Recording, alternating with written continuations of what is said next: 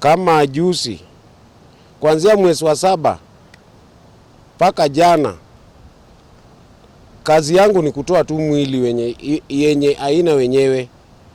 Inaletwa na gari na inamwagwa kwa ile kabriji ya kuenda Busia Kisumu. Zingine zinabakia hapo, zingine zinateremka mpaka Falls, zingine zinaingia intake hapa.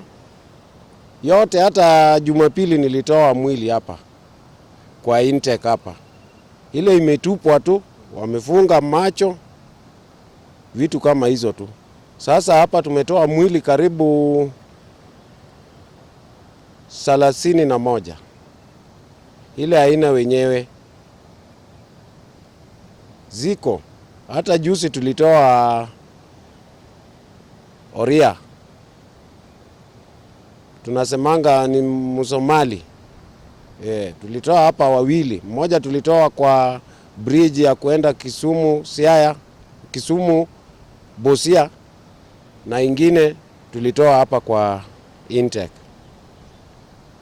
Hata serikali ya Yala wamejua hii mambo yote. Vile ikitupwa lazima wapate hiyo ripoti, wananiita, mimi ndio natoa. Vile mmeona ile ingine iko pale, sijui kama mmeona hiyo mwili. Hiyo mwili iko hapo, imetupwa. Sio mtu wa hapa, imetolewa mbali na inaletwa na gari, inatupiwa pale kwa daraja. Hata ukiona design wamefunga, so umeona wamefunga kichwa. Wamefunga kichwa yake. Hata saa hii wakati tunaongea hii, iko mwili ingine pale, imekaa karibu miezi karibu sasa hii ni ya 5. Imeoza mpaka sasa inaanza kubaki fupa pale. Ingine tena iko nyuma yetu hapa. Nyuma yetu hapa iko mwili ya mwanaume na tena amevaa ile kaina ya blue. Pia iko nyuma yetu hapa. Na sio hizo peke yake. Pale kwa Falls mahali umeona pale, siko mwili. Hata sitaki kusema ni ngapi. Zile zimeoza. Na kitambo haikuanga hivi. Hata sisi mdomo inakamatana kwa ajili hatujui hizi mwili zinatoka wapi. Zingine zinawekwa kwa gunia, wanashona mzuri kabisa, ni kama parcel, wanakuja wanatupa. Magunia tumetoa karibu 10. Ile unaona tu mtu anafura ndani mpaka unaanza kuona kidole. Sasa watu wanakataa kufuata hiyo kabridge ya kuenda Kakamega pale, hiyo njia ya Ulumbi. Hiyo kabridge ya chini hapo, kwa mkia asubuhi unapata magunia karibu 10 hapo. Watu wanapita wakifikiria watu wamemwaga magazia hapo. Kifika siku 2 ya 3 sasa watu wapiti hapo kwa ajili ya nini? Harufu. Hizi ziko hapo mpaka sasa mtu hawezi pita. Mtu akipita na kimbia. Sasa itabidi serikali aniite, tutoe hizo mwili zote, tukague ni mwili kweli na tunapeleka mochari. Nadhani hata nilipeleka nyinyi mochari mkaona mwili double pale. Hizo mwili zimetoka kwa maji. Hapa River Yala tu. Na azitoki juu, ni mwili zile zinaletwa tu na gari, zinatupwa hapo. Iko wengine za zingine wanaona saa 7 ama saa 10 hivi, gari imesimama hapo, wanabeba mwili. Wakianza kupiga mayowe hivi, wanawacha hiyo mwili wakishatupa tu hapo pap kando. Wanaingia kwa gari mbio. Usiku saa 9 saa 10 hivi. Mpaka saa 11 juzi walitupa mzee ingine hapo. Ako na kipara. Walitupa mzee ingine hapo. Asubuhi hata watoto ndio waliona wakienda shule. Sasa hatujui watu wanatoka wapi. Sasa nilikuwa naomba tu mtu yoyote ananisikia. Ukisikia tu mtu yako amepotea, hebu kimbia Yala hapa. Kimbia tu Yala hapa. Uone Mr. Okero kite tuende pale mochari. Uangalie kama ni mtu yako tafadhali. Asanteni. I am Father Clement Oluoch, the parish priest of St. Peter Clever's Yala in Yala sub-county, and at the same time I am the chaplain to St. Mary's School Yala, and there were some concerns in the last 4 or so months There have been frequent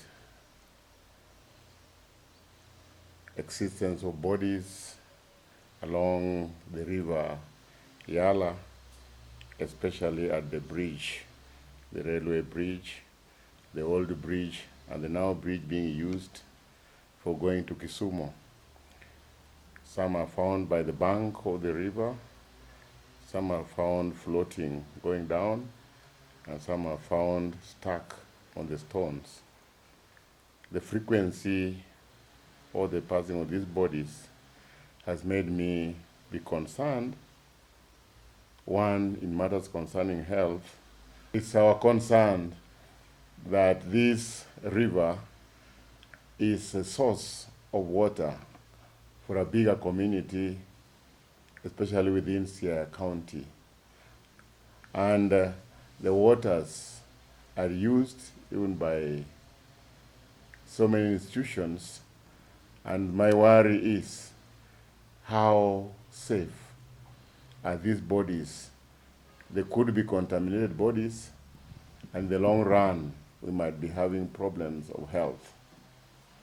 Two, I'm very concerned that the community in which these bodies are being found, time immemorial, have been very, very respectful to the dead bodies. But the frequency of these bodies passing there, people are becoming insensitive to the extent that they can even ring me as their priest and tell me, Father, we have got some visitors. Father, there are some carcass here.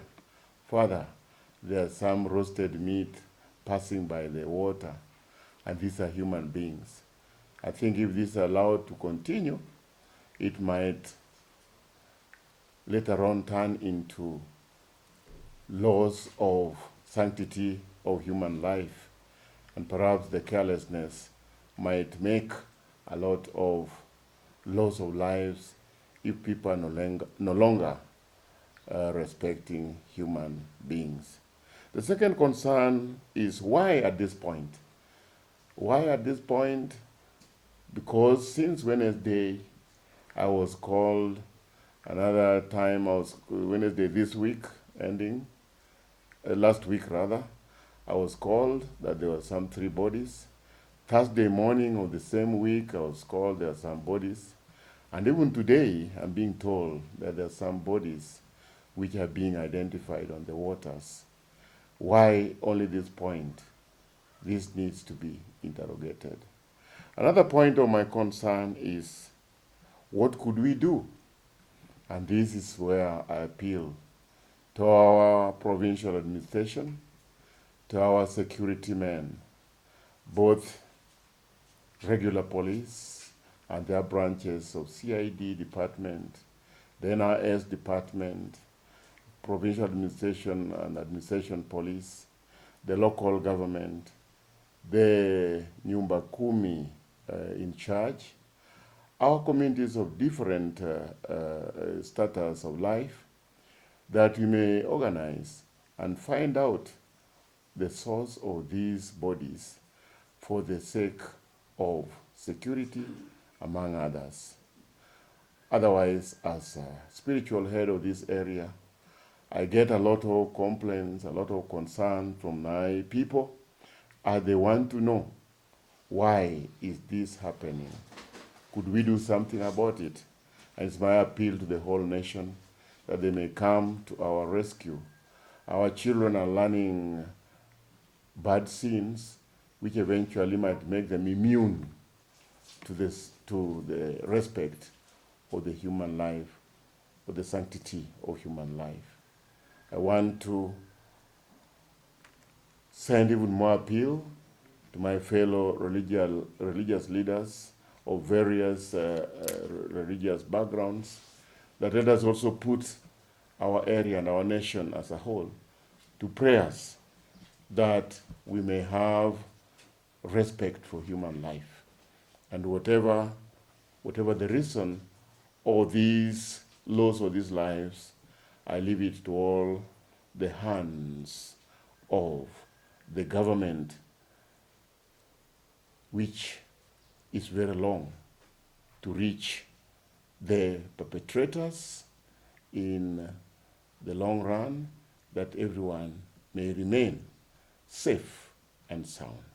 We are here in Yala today as Haki Africa. We received information through social media and our friend and colleague Boniface Mwangi, where an individual complained that there are floating bodies in River Yala that are being fished and being taken to the mortuary. As you're aware, we have been working with families of those whose relatives have disappeared. So when we got this information, we decided to rush here very quickly. What is shocking and extremely disturbing is that these bodies are actually dumped by individuals who remain so far unknown. What we know is that there is a double cabin and a Probox that have been spotted on different dates. Individuals dumping bodies at the bridge into River Yala. According to local communities, this happens in the dead of the night between 1 a.m. and 5 a.m. And they've been spotted several times doing that. So far, we have visited the mortuary. We have seen for ourselves bodies tied with ropes, bodies that have been severely tortured, some of them with dismembered limbs, and others with marks on their heads. This signifies that these individuals were tortured before being dumped into the river. We've also heard of 10 bodies that were each inside a sack. And these sacks are very well sewn as if it's a parcel. And this gentleman here is the one who is always called to get these bodies from the river. Today, with our own naked eyes, we have seen floating bodies on River Yala. And the question we are asking, do we have a government in place? How come this is happening in an area that is supposed to have a police station, where we have DCI, where we have a county government, and things are happening in, with everyone's knowledge? How come these vehicles that are dumping bodies have never been caught? The individuals who are doing this, how come they remain unknown? And at the same time, we understand that this same river where bodies are found, it is the same river that supplies water to communities, to families in this region. Do people know that the water they are using is actually used as dumping sites for dead bodies? So where is the government? Where are the police? Where is the DCI? When all this is happening and it is known to the authorities, but no action is being taken. So as the colleague has said here, we have seen in the minimum for ourselves 20 bodies. Most of them remain unknown, but majority of them are tied with ropes and all that, and we are appealing to anyone whose kin may be lost or unknown his whereabouts or her whereabouts, to please visit Yala Sub-District Mortuary. You'll get assistance from the local administration at the hospital so that we can try to identify the bodies that are there. What we have realized by coming to Yala today is that the human life or the lives of Kenyans has no value at all, because what we saw on this river are bodies that haven't been removed. The police are paid to do such work, and it's been done by a citizen. This man, where are the police? Why are they being paid if this is the man who's doing their job?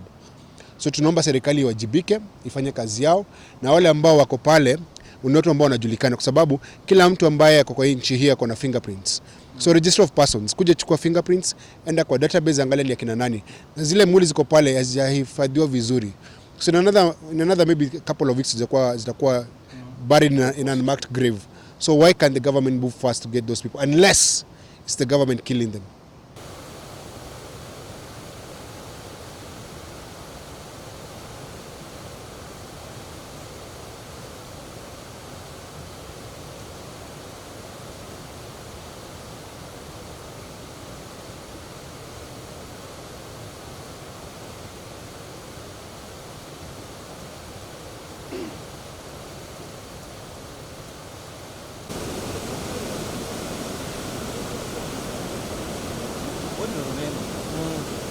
Songe huko ama tubaki tu hapa.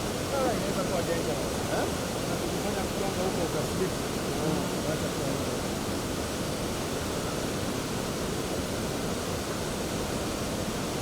Kule kuchukua kule kwa wenyewe.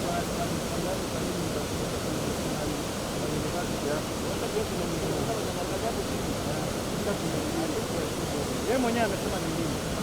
Wewe jamaa alisema ni nini?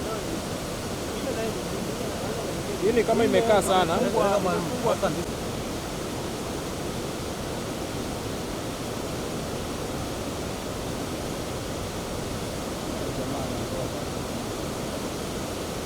Songeni.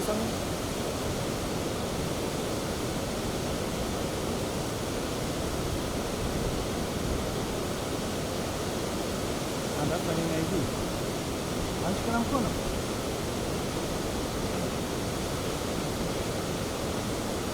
Ni jamaa. Ni mwanaume, unaona kichwa gani?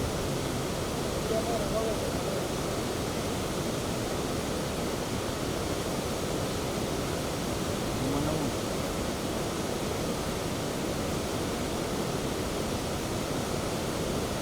Lazima ashepeki kwanza.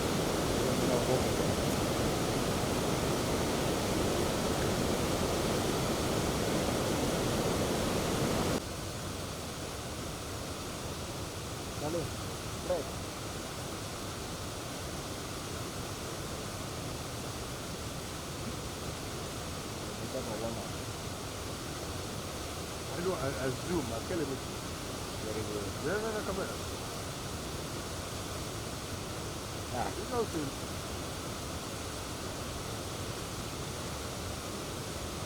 Ada mata. Oi.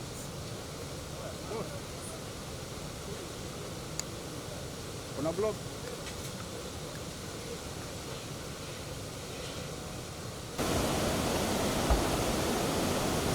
Chukua ile clip akishuka. Anaenda kumtoa? Oh, sawa. Ngoja tumuone akitoka hivi. Hata ile wakichunga pale juu.